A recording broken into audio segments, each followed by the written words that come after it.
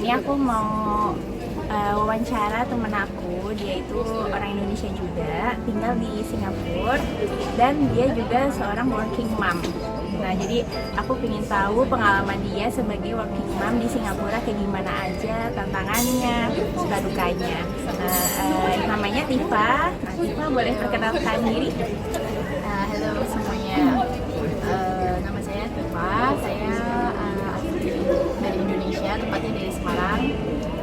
Saya nikah sama Singaporean dan pindah di sini, udah tinggal di sini udah 4 tahun kurang lebih gitu. Terus saya ada 1 anak laki-laki dan saya udah kerja di Singapura kurang lebih 1,5 tahun, 2 tahun. Jadi seorang graphic designer. Soalnya latar belakang pendidikan saya sebenarnya saya sekolah di salah satu universitas di Jakarta kayak gitu. Jadi tahun ketiga dan sampai saat ini gitu. Oke, sip. Jadi setelah punya anak baru akhirnya kerja di Singapura ya. Oke. Nah kan punya anak terus harus kerja. Nah terus gimana tuh cara ngatur waktunya? Terus gimana anaknya siapa yang jagain? Tuh kayak gimana? Oke, awal-awal pertamanya kerja itu kan full time ya. Masuk kerjanya tuh dari Senin sampai Jumat jam 9 sampai jam 5 sore. Awal-awalnya memang saya bingung banget gimana sih anaknya kalau kerja, soalnya di sini saya cuma tinggal sama suami saya dan anak saya gitu kan. Tapi saya punya bapak ibu mertua juga di sini kayak gitu. Nah, awal-awalnya juga bingung banget, tapi habis searching browsing ini dengerin cerita-cerita dari komunitas mama-mama Singapura yang lain gitu. Kita kirim atau titipin anak kita ke childcare, dan itu memang udah program pemerintah Singapura gitu. It's not like nggak pemaksaan harus nitipin anak ke situ, tapi memang pilihan sebagai seorang ibu kita bisa nitipin anak ke situ. Saya sama suami mutusin buat kita titipin di childcare pas anak saya umur 18 bulan. Jadi kayak dia udah bisa jalan, udah bisa makan sendiri sedikit-sedikit kayak gitu. Jadi enggak yang kecil-kecil banget itu. Soalnya kalau di Singapura itu fase anak bisa dititipin tuh sebenarnya mulai kecil banget, dari usia 3 bulan sebenarnya udah boleh dititipin di childcare gitu. Kan pilihan kita lah, kayak ada kelas 3 bulan sampai 18 bulan, ada yang 18 bulan sampai 24 bulan kayak gitu. Nah, menurut saya 18 bulan itu udah lumayan tega ya kita sebagai seorang ibu kayak gitu buat dititipin anaknya ke situ. Ya, jadi dititipinnya dari pagi karena saya kerja jam 9, jadi jam 4.30 gitu saya udah drop off, dan jam 5 sorean gitu saya ambil lah. Jadi memang di Singapura ini karena banyak yang suami istri kerja, childcare di sini memang banyak banget ya. Dan jadi pilihan salah satu untuk supaya ibunya bisa kembali bekerja gitu ya. Nah terus untuk hiring prosesnya di sini gimana? Dulu susah nggak sih cari kerja sebagai graphic designer? Terus proses-prosesnya kayak gimana tuh? Oh ya, jadi pada awalnya saya udah planning dulu nih. I know planning saya akan kirim anak saya ke childcare, dan kampanye itu harus daftar dulu kan sebelumnya. Tapi daftar dulu aja, nanti masukinnya boleh kapan-kapan, soalnya harus nunggu slot gitu kan. Selama nunggu slot itu saya rajin dan aktif banget buka di Jobstreet.xg gitu kan. Saya lengkapin profile saya, portofolio saya selama sebelum ini saya bekerja. Soalnya saya juga udah bekerja sebelum nikah, juga udah kerja di Jakarta gitu kan, jadi graphic designer juga. Saya bagusin portofolio saya online, offline, kayak dilengkapi juga di bagian LinkedIn-nya. Itu kan penting juga ya sebagai identitas kita as profesional kayak gitu. Nah, terus dari Jobstreet itulah saya coba apply 3-5an perusahaan yang menurut saya boleh capable kerja dan berkarya di situ gitu loh. Dan kekurangan saya ada di bahasa, kan di sini semuanya pakai bahasa Inggris yang paten gitu ya, tapi it's okay. Orang-orang di sini pasti kayak paham gitu sih, kayak you don't need to be perfect tuh, just try first. Nanti kalau udah kebiasaan, insya Allah kayaknya pasti boleh lah kayak gitu. Terus nggak nunggu lama, kayak 1 bulan gitu, saya tunggu balasan dari company itu, dan alhamdulillah ada satu yang sebenarnya ada 2 yang nyantol gitu kan, yang minta buat interview kayak gitu, dan dua-duanya saya datang juga dan ngomong aja pakai bahasa Inggris walaupun kayak belepotan gitu. Tapi kayak pertamanya I'm so sorry, my English is not perfect, and I try my best to saya juga explain apa-apa dari A sampai Z tentang siapa diri saya, kayak apa yang saya bisa berbuat buat company kamu, kayak gitu-gitu. Dan finally ada satu perusahaan, yaitu perusahaan tempat dari Jepang gitu kan, yang boleh terima saya kerja sebagai salah satu karyawan mereka gitu. Dan saya pun juga ngomong sama mereka, this is my first time job in Singapore especially, I hope kita bisa kerja sama yang baik kayak gitu-gitu. Pokoknya saya niatnya kerja dan bantu mereka dengan apa yang saya bisa kayak gitu. Nah, terus kan sebelumnya pernah kerja di Jakarta sebagai graphic designer juga ya. Nah, apa bedanya nih kerja waktu di Indonesia, di Jakarta sama di sini, kayak budaya perusahaannya atau tipe-tipe orangnya itu apa sih beda-bedanya gitu? Paham banget. Kalau budaya kerjanya tadi pertanyaannya di Singapura sama di Indonesia ya? Soalnya kan saya bekerjanya di company Japan company gitu kan, Jepang company. Jadi sebenarnya saya malah belajar 3 budaya dalam satu sekali jalan gitu, dan ini kayak penting banget gitu, kayak betul-betul beda. Saya 1 bulan 2 bulan pertama saya betul-betul culture shock, betul kayak gini banget sih cari uang. Tapi balik lagi, karena kan ini kan keputusan yang saya ambil dan saya mau kayak gitu dari awal, jadi saya harus bertanggung jawab atas apa yang saya mau gitu kan. Jadi okay, fine, I need to learn gitu. Jadi kalau antara Indonesia dan Singapura itu beda banget, beda. Di sini nomor 1 itu adalah waktu ya, karena di sini kita bikin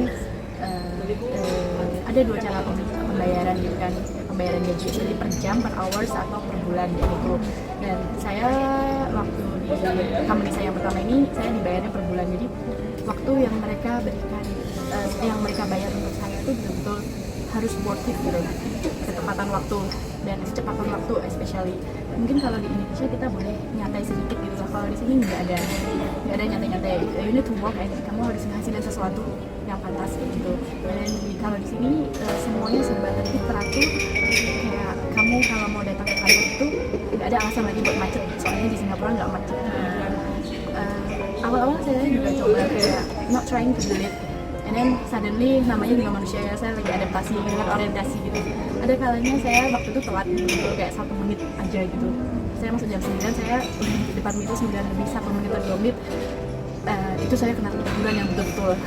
Saya iya 1 menit. Abis itu saya betul-betul, serius nih, di Indonesia, di Jakarta aku bisa boleh telat 3 jam, 30 menit, 1 jam, itu okay, but karena ternyata betul-betul setepat waktu itu gitu loh Singapura. Malahan kalau boleh kamu jangan datang tepat waktu, kamu kalau boleh datang sebelum, kayak 15 menit sebelumnya, kayak gitu-gitu, because itu boleh menunjukkan keseberapa niatan kamu bekerja kayak gitu. Apalagi bos saya itu kan Jepang ya, jadi kayak disiplin banget gitu, betul-betul saya shock banget sih sama waktu kayak gitu. Tapi lama-kelamaan saya jadi belajar gitu kan, jadi betul-betul boleh juga kalau dicoba, ya boleh tahan juga gitu, boleh jadi orang tepat waktu juga sekarang, soalnya udah biasa gitu kan. Dan ini not bad, tapi boleh kita jadi orang kayak gitu kalau kita udah jadi niatin gitu kan. Terus kalau itu kan masalah kerja, terus kecepatannya juga harus lebih cepat. Sebenarnya kalau dihitung kayak kecepatannya tuh 2-3 kali lipat dari kecepatan kerja di Indonesia. Kalau sama ya, iya, ada dan dituntut kita kayak, kalau saya pribadi kayak saya tahu diri gitu. Soalnya di sini kan dibayarnya udah lebih tinggi dari dolar daripada currency di Indonesia kan. Jadi kalau dalam 1 hari biasanya kalau di Indonesia saya bisa ngasilin 1-2 desain, kalau di sini I need to give them like at least 3-4 desain gitu dalam sekali waktu gitu. Jadi kayak tanggung jawab moral sendiri aja gitu. Kamu udah dibayar segini, ya, kita harus berkasih yang terbaik kayak gitu gitulah. Ya terus kalau culture kerjanya terus terang beda juga. Yang di Singapura ini kantor-kantornya kebanyakan kayak tipe serious person, you know, nggak ada nonsen kayak bercanda ngemil di jam kerja, gosip, terus nyetel musik bareng-bareng sana sini kayak gitu, betul-betul serius banget. Jadi mungkin kalau buat orang-orang yang mau have fun kayak gitu, tapi mungkin beda-beda juga di tempat kerja yang lain ya. Mungkin ada tempat kerja yang nggak bisa, tapi santai. Ya kebetulan di tempat kerja saya betul-betul serius gitu, awal-awal memang berat, tapi kita balik lagi aja gitu, apa nih yang kamu bekerja gitu, ya bekerja kan dari tambahan penghasilan, ya udah bukan yang kayak mau happy di tempat kerja gitu kan. Lagian kita ada keluarga sendiri di rumah yang harus dijaga gitu, jadi it doesn't matter for me. Boleh tahan juga culture-nya gitu, dan itu nggak bukan sesuatu yang buruk juga sih menurut saya gitu. Jadi sempat awal-awal pasti culture shock juga ya untuk adaptasi dari yang kita orang Indonesia lebih santai, relax, kita di sini yang benar-benar pak ya. Iya. Oke, tapi itu bagus untuk kayak apa ya, bisa jadi kita jadi orang yang apa ya, menghargai waktu, disiplin gitu. Apa sih suka dan dukanya, apa yang kamu rasa kayak wah di sini dapat apa ya, manfaat lebih, dan apa ya kayak duka-dukanya gitu sebagai working mom yang kerja di luar negeri nih. Kalau sukanya itu pasti nomor satu karena dapat penghasilan tambahan ya, dan itu benar-benar worth it banget buat di saya gitu.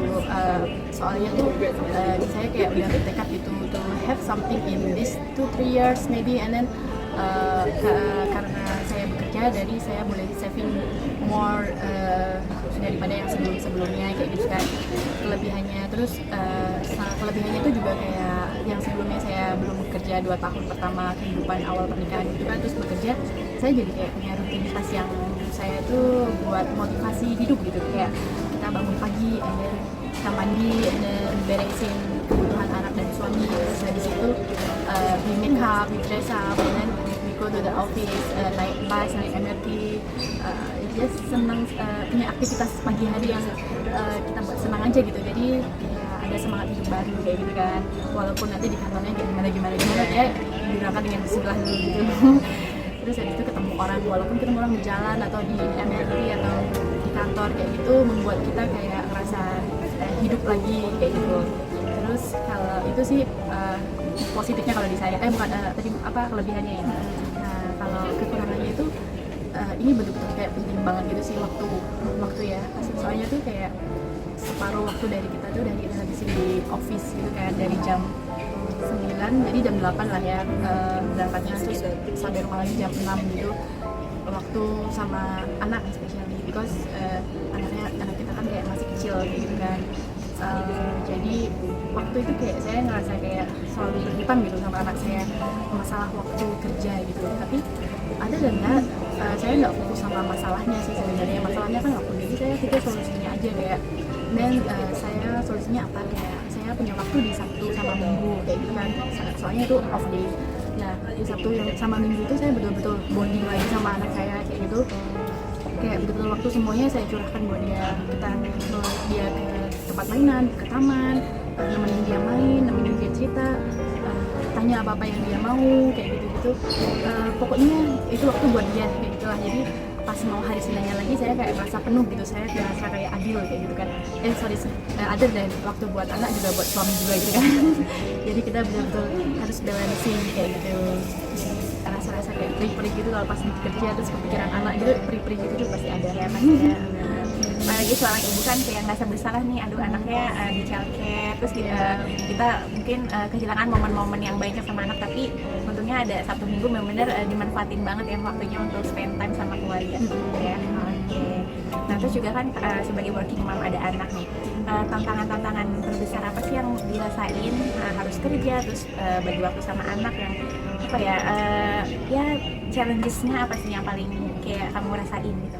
Kalau di saya pribadi itu challenging-nya pekerjaan rumah mungkin ya. Jadi saya betul-betul hidup bertiga gitu sama suami sama anak saya. Jadi kayak pekerjaan rumah suka nggak suka, mau nggak mau harus saya dan suami saya gitu. Jadi dan itu kayak nggak mudah juga gitu. Soalnya rumah juga harus dirawat dan kayak urus baju, makanan, cucian, ya gitu. Itu kayak kerjaan ibu rumah tangga di rumah yang harus dikerjain juga sama working mom. Tapi itu doesn't matter, semuanya sebenarnya bisa dilakukan, tapi ya kayak pelan-pelan aja gitulah, nggak usah terlalu memaksakan to be perfect mom like what kayak gitu. Jadi santai aja gitu, nggak usah high expectation kayak apa gitu. Berarti ada pembagian tugas juga sama suami ya, karena kan dua-duanya sama-sama kerja, nggak bisa semuanya dilimpahin ke istri ya. Iya benar-benar. Jadi suami ikut bantu-bantu kerja rumah. Iya. Jadi suami kita sebelum saya kerja juga saya kayak ngomong sama suami saya gitu, kan kita udah sama-sama kerja, jadi kayak how it is, mau bagian kerjanya sebelah apa, jadi kita semua bagi dua split gitu lah. Dan alhamdulillah kayak suami saya tuh orangnya pikirannya terbuka dan modern gitu, dan mau saling mendukung, membantu kayak gitu kan. Because zaman sekarang ya laki-laki juga kalau bisa terlibat dalam urusan rumah tangga kayak gitu kan. Nah, terus nih kan namanya juga anak-anak ya, ada masa-masanya tuh kadang-kadang anak sakit terus atau dia rewel nggak mau sekolah, lagi nggak mood gitu ya. Nah, sebagai working mom yang punya tanggung jawab harus pergi ke kantor setiap hari gitu ya. Nah, kalau misalnya anak sakit, terus kan kadang sakit belum tentu sehari 2 hari sembuh gitu, kadang bisa 1 minggu. Nah, itu gimana tuh kalau ketika lagi anak sakit kayak gitu? Apakah jadi gantian ambil cuti sama suami atau dititipin ke mertua atau gimana? Di kantor-kantor itu kan biasanya kita dapat 12 kali cuti gitu ya. Terus kalau di Singapura ini kebetulan pemerintah di sini udah mikirin gimana kehidupan di sini kayak gitu kan, dan mereka selalunya memberi ada yang namanya childcare leave juga. Kayak waktu itu kalau nggak salah dalam 1 tahun boleh ambil 3 hari sampai 6 hari kayak gitu. Dan alhamdulillah suami saya pun dapat. Jadi pernah suatu kali waktu itu anak saya lagi meriang kayak gitu kan. Jadi kalau lagi nggak enak badan nggak boleh dikirim ke childcare ya, soalnya kita tahu diri aja lah ya, kita nggak mau anak kita nularin ke nggak enakan badan ke teman-temannya kayak gitu kan. Ya terus gurunya pun saranin buat dirawat di rumah kayak gitu ya. Solusinya adalah saya sama suami kayak take turn, kita ambil 2 hari cuti childcare, 2 hari cuti childcare kayak gitu-gitu. Jadi ganti-gantian kayak kalau childcare nggak cukup, sometimes saya boleh selalunya ambil unpaid leave.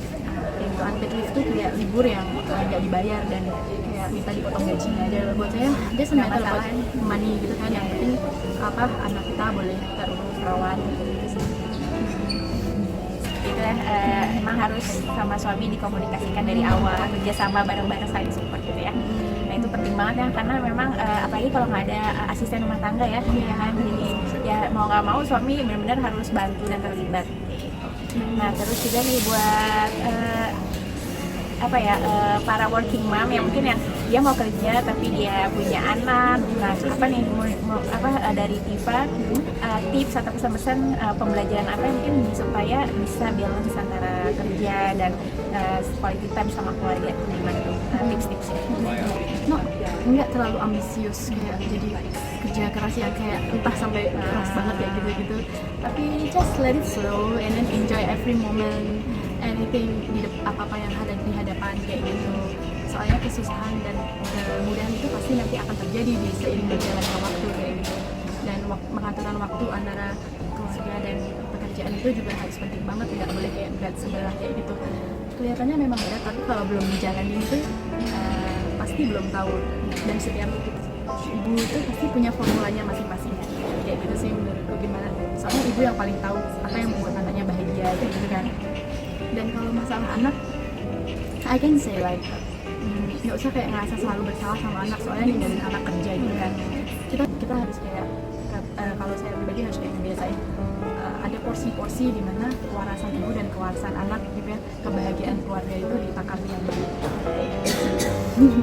Panjang banget ya. Kita justru banyak dapat insight dan bisa cerita di TV tuh jadi kasih pembelajaran kita juga gimana pengalamannya sebagai working mom di luar negeri gitu kan. Apalagi kan kalau misalnya mungkin di Indonesia kita banyak tenaga gitu, mungkin cari ART lebih gampang ya kan, terus juga mungkin keluarga banyak gitu. Kalau di sini kan ya kita lebih terbatas ya. Nah, tapi juga sebenarnya setiap ibu mau bekerja ataupun full time housewife itu semua pilihan masing-masing, mana yang kita enjoy jalaninnya. Jadi ya nggak masalah juga, yang penting tetap kita tahu utama kita sebagai ibu, sebagai istri gitu lah ya, bagi gimana kita pintar-pintar bagi waktunya ya berarti ya. Pengalamannya bisa memberikan manfaat untuk kita semua, jadi pembelajaran supaya bisa menjadi working mom yang tetap bisa quality time sama anak-anak dan suami kayak gitu. Kayak gitu, segitu aja share with you hari ini. Terima kasih banyak Tifa waktunya. Sama. Ya, kalau mungkin nanti mau kontak Tifa, tanya-tanya nih mungkin ya gimana kerja di sini lebih lanjut di Singapura ya, atau ada yang mungkin graphic designer mungkin ya, mau kerja di Singapura, nah Mbak Tifa di sini ya. Oke, sip. Jadi segitu dulu share with you with. Sampai jumpa di share with you with berikutnya. Makasih, bye bye.